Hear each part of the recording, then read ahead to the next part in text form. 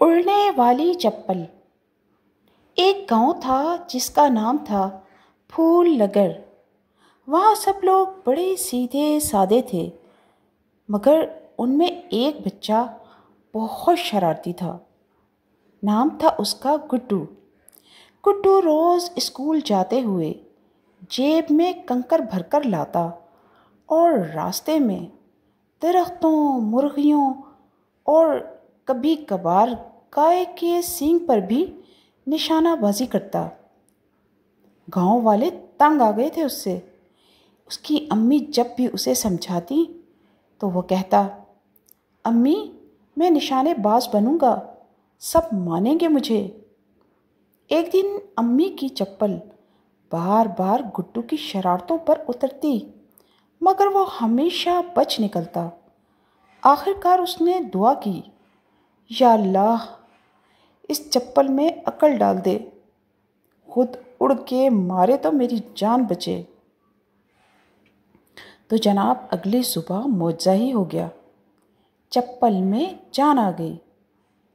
اب جیسے ہی گڈو شرارت کرتا، چپل اڑ کر خود بخود آ جاتی، کبھی سر پر لگتی، کبھی پاؤں پر، اور کبھی اس کے پیٹھ پر زور سے لگتی۔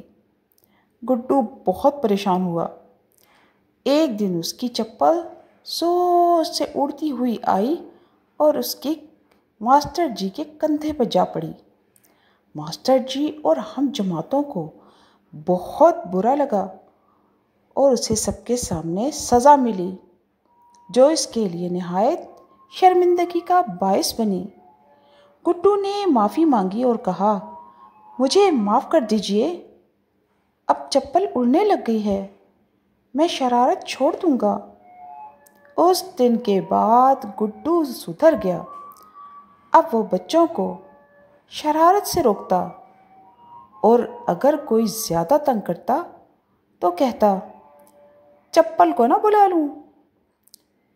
شرارت میں مزہ تو ہوتا ہے دوستو، مگر کسی کو نقصان پہنچے تو مزہ شرمندگی بن جاتا ہے۔ عقل سے کام لینا چاہیے، ورنہ چپل بھی اڑ سکتی ہے۔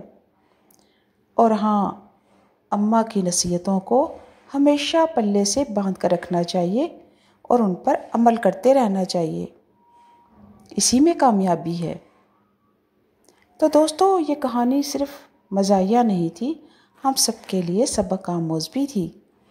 یقیناً آپ کو پسند آئی ہوگی۔ شکریہ۔